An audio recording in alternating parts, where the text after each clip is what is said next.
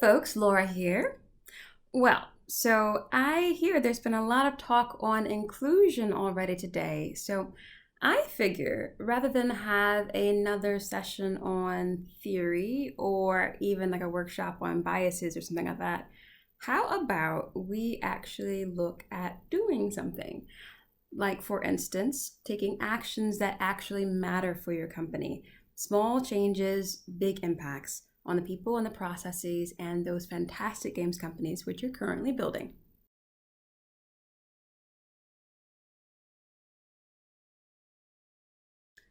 Firstly, thanks for having me today. I definitely appreciate the opportunity to talk with you about something that I love so much. But for those of you who don't know me, I am an organizational developer, I'm a researcher, and a consultant. So I'm gracing your presence today, actually, because I was invited by people who know me from my research in games companies. And they also know that I have a love of building practical inclusion development. But before we go into that, I think I have to set the record straight about what exactly I mean by inclusion. I know a lot of people like to mix the concept of inclusion with diversity and belonging. Now, here's the thing. Those concepts definitely overlap, but diversity is more about the different people you have in your organization, and belonging is about how these people feel in that organization. But inclusion is something I look at as being really how people are plugged in and empowered in your organization.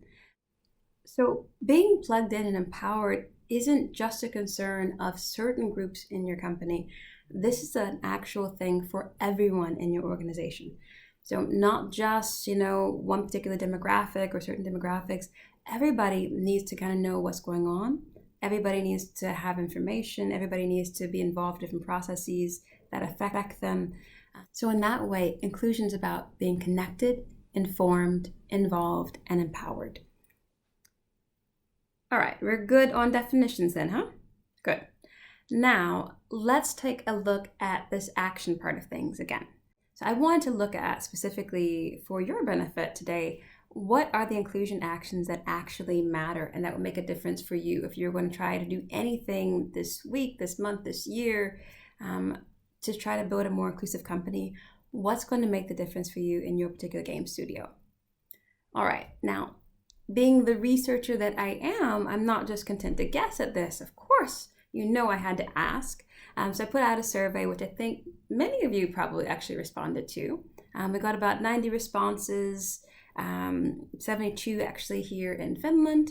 And we're looking at essentially what are the actions that they think are most impactful for them being included or empowered in their company.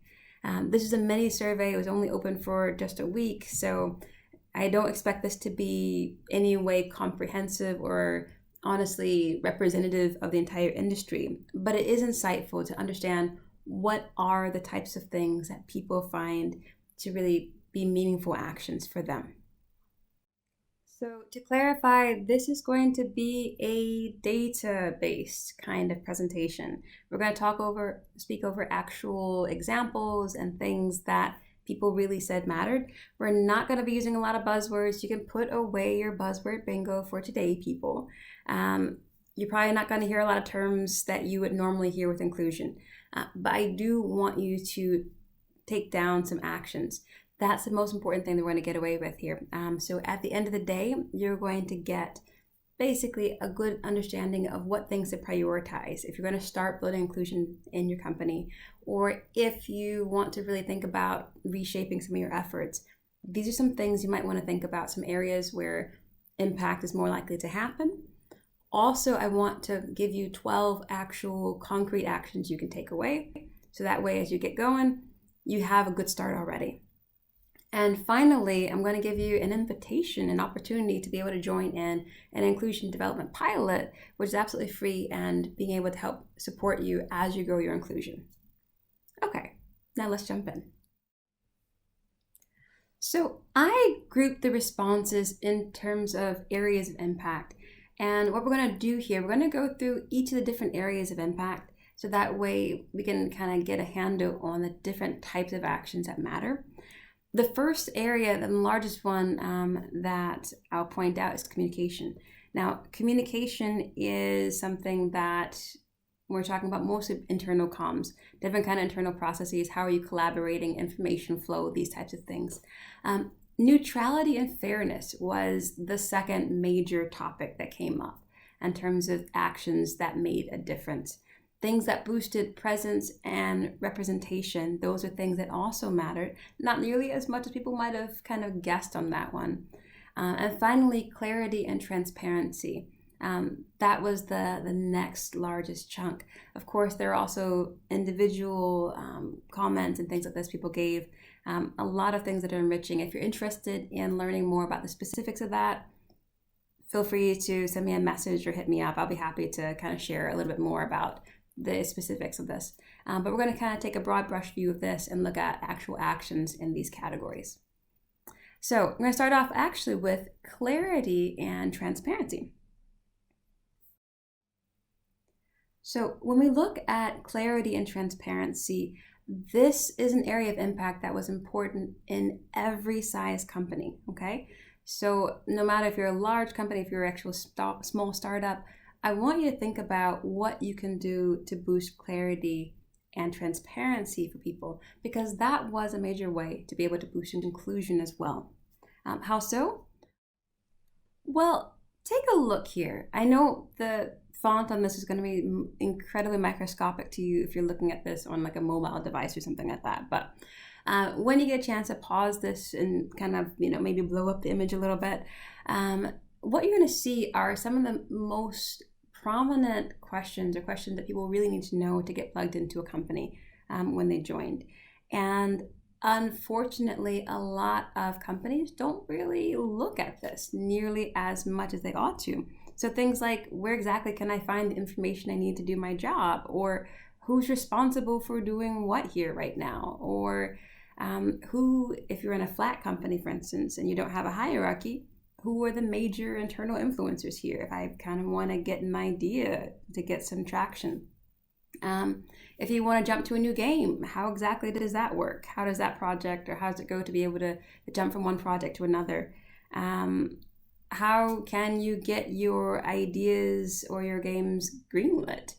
These are things that, if you have an organic company, maybe you didn't really think it all out from the beginning. As you grow, you want to make sure that you do this and that you do define these things. If you want people to jump into your company and you want people to be independent, you want folks to be able to be autonomous and make their own projects and kind of go for things and build teams, independently. Independent is something that needs some kind of enablement. They need information to be independent. So make certain people have that. And the most important thing you can do, according to this recent survey that we did here, was develop an actual onboarding process. That's one thing. So don't just wing it. I know people were like, oh, we're small. We've only got like 10, 20 people. Get an actual onboarding process. It's going to save you a lot of time down the road. And then, of course, be transparent about your processes. If people don't know how things work, it's really hard to jump into getting into that. And it's hard to support making things work. So if you want to speed up some of that process for people, typically speaking, it takes 4 to 6 months for people to become at least 80% proficient in their job without onboarding. If you have onboarding and if you have clarity in terms of your processes, that gets cut down to 1 to 2 months. So if you have an extra couple months to waste, why not? But think about multiplying those couple months for every single employee that you have. I don't think anybody has that kind of money and time to waste, but one thing you can do then are look at these things about making certain that you clarify and that you're really transparent about what you do and how you do it. So what's another area that popped up? Presence and representation. Now, I know we're differentiating between inclusion and diversity, but this is kind of where it intersects actually a bit. So let's think about this. Everybody that you have in your company is there to make games, right? They are there to make a good game. They're there to make something. They're there to ship something. They're there to build their career. they're there to be productive in some ways. No one is in your company right now to be a token, okay? No one's there to be that, that diverse looking, representation for your company. No one's there to be that one, female, that one trans person, that one Black person in your team in the pictures. That's not what anybody joins your company for. So understand, I need you to focus when you have people who are from different backgrounds. Remember, you've got talent, not tokens. Don't get so hyped up on your employer brand where they have to be in every single photo front and center.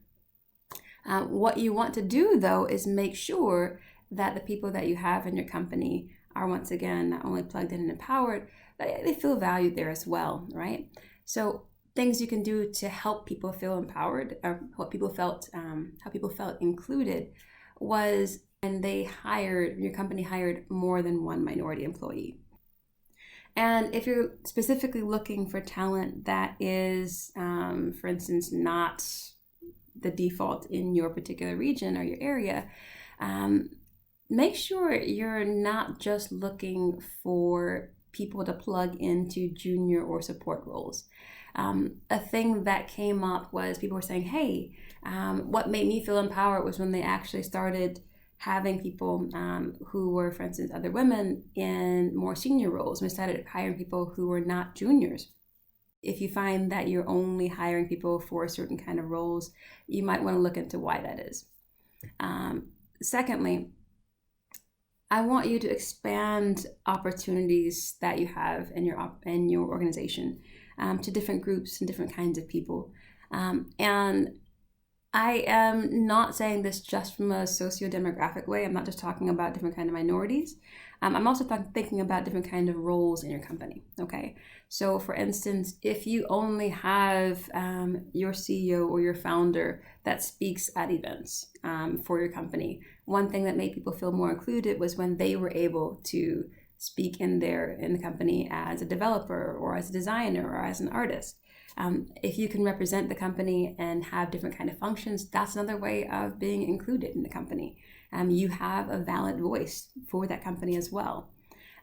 People were impressed, or people felt included when they could actually see people in their games and their products that they're making that look like them. That means, they weren't just a kind of afterthought in that sense. They actually designed something, and, they put a lot of effort into making a product in a game that has people in it that looks like them and that actually have a similar experience to what they might have had. In your marketing, you're actually talking about, and you're actually showing people that represent your company and not just, a certain segment of your company. That's an amazing thing. People feel that it shows that they're included in the company and not just an afterthought. That's an empowering thing for a lot of people. Next up is an area that definitely needs a little of attention and explanation. And that is looking at neutrality and fairness. Now, a lot of people responded that the most inclusive thing that the company did was really to start treating them like anybody else in the company. And that's awesome. People want to kind of just be a neutral person. And that came out with things like casual conversation. People were mentioning that it was a great and empowering and inclusive thing for them when people were talking about different home situations, and they were going around the table and saying, hey, so how is it like, how are things at home with your wife, and how are things at home with your kids? And this person had a same-sex partner, and, they didn't skip over him, and they said, hey, how are things with your partner? That was a great thing. They just treated him like anybody else, and that's fantastic. There are also some other things to think about, though. People were making comments like, it is more fair when you don't talk about people's differences at all. I think that can be a great thing. That's ultimately the goal, obviously. The challenge is that systems are work. Systems take work to balance to make fair. Fairness is something that actually means that you have to kind of look for these things. You have to check. The reason why, for instance, my surveys, I always look at demographic issues is because I want to see how different groups are responding. I want to see how different groups are being, included or not included. I want to see how, what different actions mean, or what different actions have more impact for different communities within your company. And you do have to kind of look at that sometimes separately to double check, to make sure that in all this ambition of being completely fair, that we don't miss anything. And you look and you see if there are specific problems. Maybe a particular process is leaving out certain kind of people.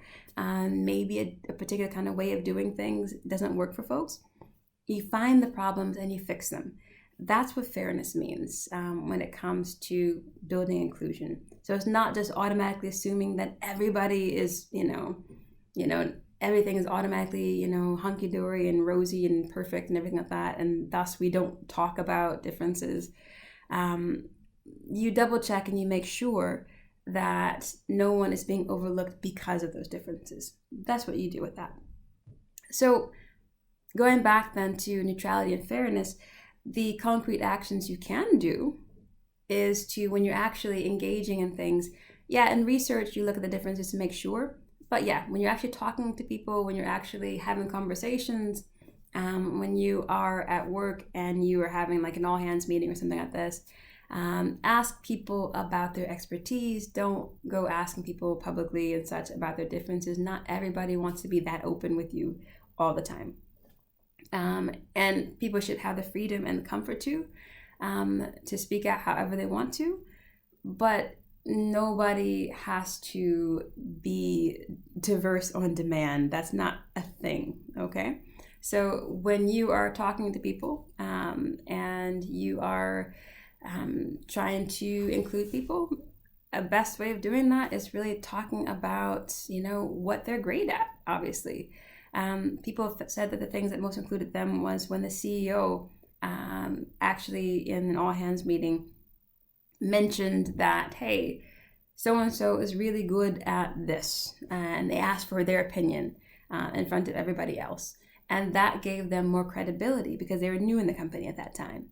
So things like this help to include a person not just in, that conversation, but also kind of in terms of in that social structure in your company. It gives people a little bit more clout, it gives people a little bit more power. So spotlight people's expertise. That has a big impact. Another thing is to share opportunities and tasks fairly. This is a big thing. And there are lots of things to unpack in here. I'm going to give you a couple of examples. Some people were saying that, let's say, if you have a really great idea for a game, or a really great, there's a really great project that someone's, kind of already started off, and you want to join in. But it takes kind of a little politicking sometimes to be able to get into the right team, or to be the person who gets to join in that capacity of your expertise. If you have had a lot of really great opportunities, you might think about maybe making some space for somebody else. That's an opportunity. Some person actually mentioned, one person recommended them to take a place in a team that other person had been offered that space, and that made them feel included. That's a big deal. That changes people's careers. If they get to be on a great game, they can be able to have, all kinds of, growth from that experience. So that's a fantastic thing. People are talking about learning budgets, or who gets to go to what kind of conferences and things like this. Share opportunities in that sense with different kind of peoples. That makes it possible for people to feel included in that, of course, and helps them to grow. And growth is a huge part of your career development. Share tasks, and that's an important thing. A lot of times people were saying things like there would be some kind of task that nobody had official ownership on. So maybe it would be like taking notes in a meeting. Maybe it would be something like, for instance, if they have lunch and putting the stuff away, if you don't have an office manager, is kind of, everyone's job, which kind of sometimes means nobody's job. It would often be the same kind of people who did that. So a thing that empowered people and included people was when they didn't have to do that stuff anymore. When other folks said, okay, you know what, I'm going to take that. I'm going to do this. Similarly, when it comes to game development, there would be some tasks that nobody actually wants to take. Not every project is that interesting. I know some people who are working on live ops for certain kind of games. It's a bit grindy, and that is what it is, right? So sometimes people get stuck in those kind of roles. A great thing is to be able to circulate that in your company. When a company did that, that's what someone mentioned, their company started circulating those kind of tasks around. That empowered them, that made them feel included. They didn't have to just be the person working on the least popular things in the company. That's a great thing to think about. So what can you change in your processes to share opportunities and tasks more fairly? Another thing would be to have fair feedback and evaluations. That's something that a lot of people mentioned as really changing how included they felt. All right, and that kind of piggybacks on the next thing, which is making sure that compensation is transparent and fair. So if you have fair feedback and evaluations, well, then you should start thinking about, okay, then we should also have compensation that aligns with that. Try being clear about why people get evaluated or why people get compensated the way they do, and how exactly you can kind of boost that up. What would you need to grow in? What would you need to do or to accomplish to be able to kind of grow up in your compensation package? All right.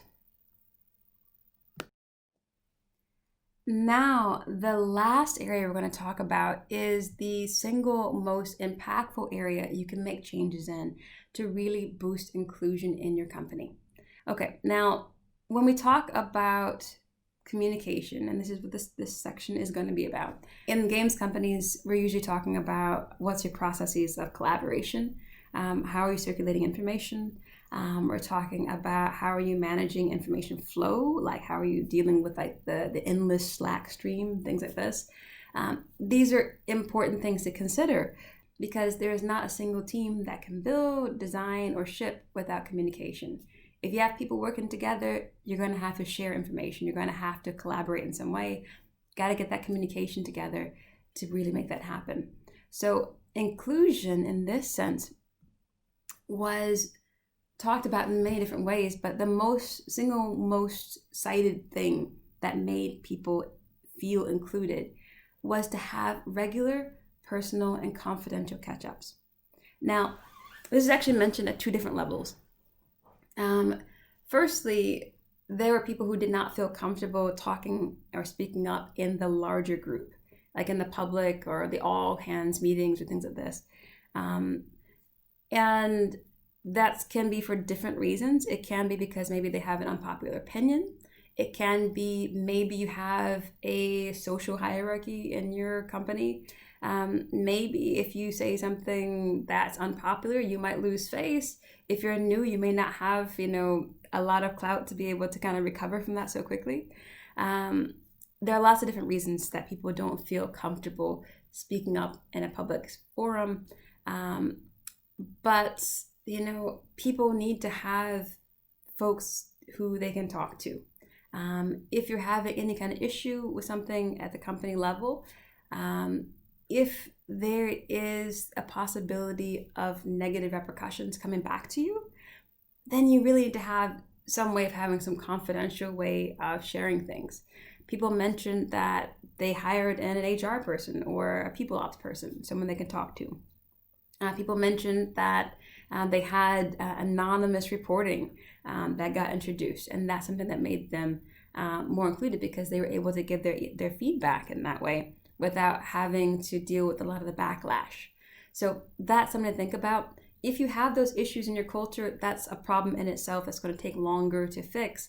But one thing you can do in the meantime is to add a channel that people actually really are monitoring and responding to when it comes to that.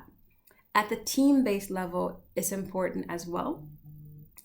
People gave some examples of, for instance, when the COVID situation hit, there were people who were at home with their kids, for instance. Well, they had to have very clear and regular conversations with their teams to be able to keep up to date in terms of what they can offer, in terms of their schedule, in terms of their availability, in terms of how they're doing as people. And that's important, because if you don't have that personal level of that checkup and that catching up with folks, then you're going to miss out on a lot of those key things. You're going to maybe schedule too tightly. You're going to miss some deadlines. Your crunch times are going to be incredibly intense.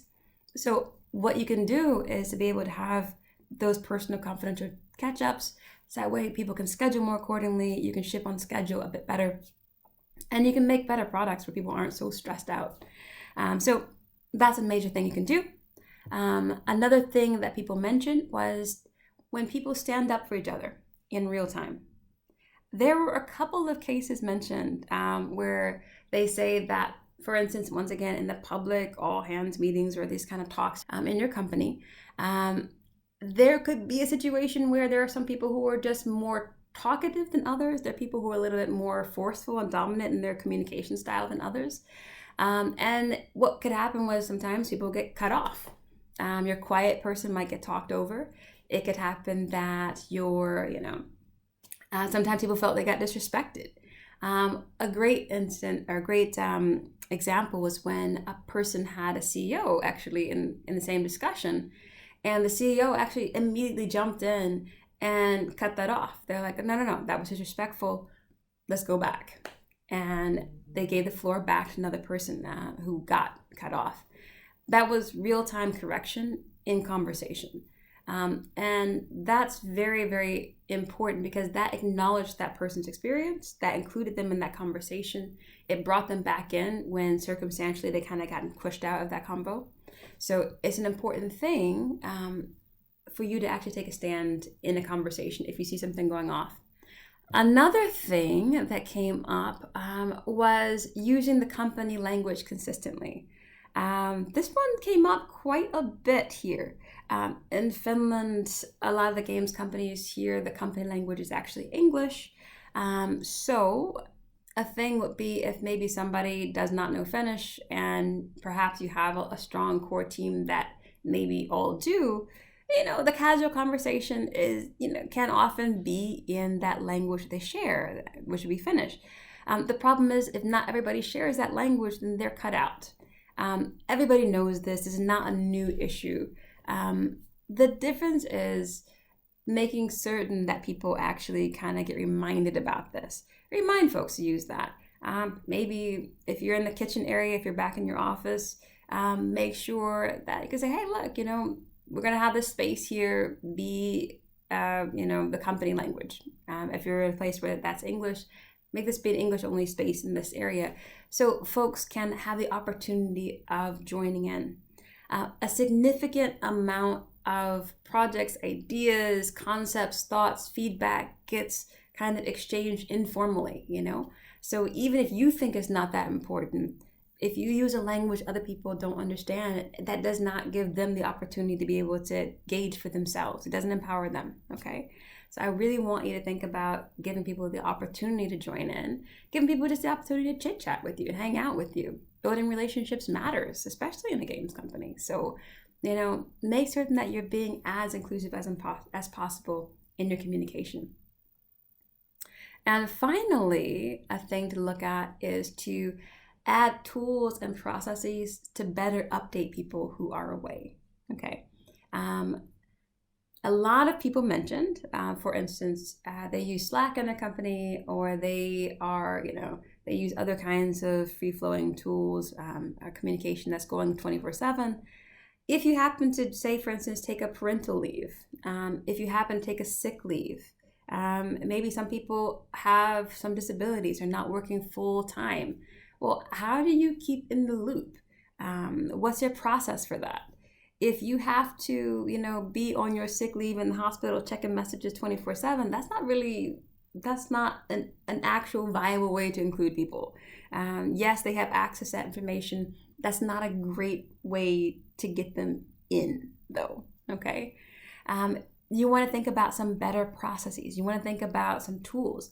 They have tools. They have AI add-ins where you can actually have summaries that take place for different kinds of Slack conversations. You can have a process where people kind of write like a weekly summary. Somebody can do that about the most important things for that week.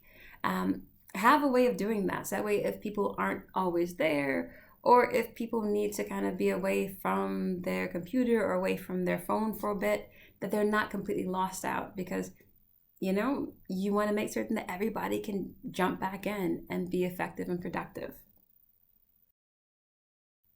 So those are some major ways that you can make a difference. Those are small changes, things I'm sure you probably thought, oh yeah, sure, we can do this, of course. But I want you to prioritize some of these, because these ones actually had big impacts. These are the things that people said most empowered them in their company, and most included them in their organization and in their processes. So I want you to think about that. A lot of people don't think about communication as being that significant. I want you to really kind of reevaluate that. Most games companies don't look at comms until they hit maybe a couple hundred people, some not even till like 500 or so. If communication is the biggest area for people to feel included in, or the biggest area where changes matter for people, that's a really good reason to start looking at communication earlier on, okay? Make sure your talk isn't just talk. Don't just have workshops. Don't just have, a discussion kumbaya session. I want you to actually make some changes in terms of your processes and such, or how you're keeping information or sharing how things work or flow in your company to make people better able to plug in. Along with that, knowledge is power, folks. So you need to make certain that if you're trying to empower your employees, make certain that your information is transparent. Make sure that things are clear about what you're doing, okay? Make sure that you have information that, an information flow that people can jump into, okay? So that's something I really want you to think about. What can you do in that area? And also make sure that you're not just doing these kind of one-off things. These are all small changes and things that you could do in isolation, yes. But I want you to think about this as being habit forming. I want you to think about each of these kind of actions are things that you can kind of build on, okay? So I want you to take a look at, not just making exceptions of inclusion, not just doing like a one-off initiative. Think about what you can do long-term, how you can build this up gradually. And I'm not saying you need to be overwhelmed with this. Take one small change at a time. Make sure you focus on the things that make an impact for people, okay? Don't just, think about, man, we're going to do like a bias awareness workshop or something like that. And then, poof, we're going to have everything all sorted out. Doesn't usually work that way. You actually really have to plan out things and approach to making things better. So I want you to think about that long term for this, folks. And that leads me to Plural. So if you need some help or some motivation, or if you just kind of want some inspiration on how to get started on your inclusion journey, well, this, people, is your golden opportunity, because Plural is actually an inclusion development program for games companies. And this is an absolutely free kind of program. It's not like a company or not that. This is a product of my research. So what I realized was that a lot of games companies don't have the time or resources to prioritize inclusion development, but not doing so really disadvantaged a lot of people in their companies, and ultimately that has long-term career impacts. So my thought was, hey, why not have something where people can have scoped and accessible inclusion development? You're looking at the small things, you're trading, different kinds of learnings that you have with peers from different companies. You're getting peer support, basically. So you get to learn from other companies and what they've done. Because what I found even from this particular survey, or the things people actually said impacted them the most, were also a lot of things that people said they would most wish could happen in their company. So wouldn't that be fantastic if you all could start sharing those solutions and giving some insight into how you've been able to pull certain things off, or how you've been able to grow in that way. So if you're interested in growing in this, feel free to give me a shout. I am having this pilot where we're testing out this different method of this cross-company peer development program. That's happening actually this Q4, so October, November, December. So if you want to join, hit me up by October 2nd, And like I said, this is all about trying to make sure that you can grow inclusion in your company, whatever stage you're in. So here is hoping that no matter where you are in your inclusion development, no matter what you're doing, I want you to look at inclusion as more than a buzzword, more than just some obligation or thing that people are talking about right now. I really want you to think about what actions have impact in your company. I want you to think about what plugs people in, what makes it possible for folks to be able to jump in, have better processes, better experiences, and make better games ultimately. That's what I'm looking forward to with you all. And I hope you have a great time as you're developing all this as well. If you have any questions or thoughts, feel free to reach out to me. There's a Q&A session after this. Pop in there or send me a message or email. You can check out plural.com. You can find out how to get in touch with me there. Have a great one, folks. Thank you. And have a great leadership day. Enjoy the rest of it. Bye.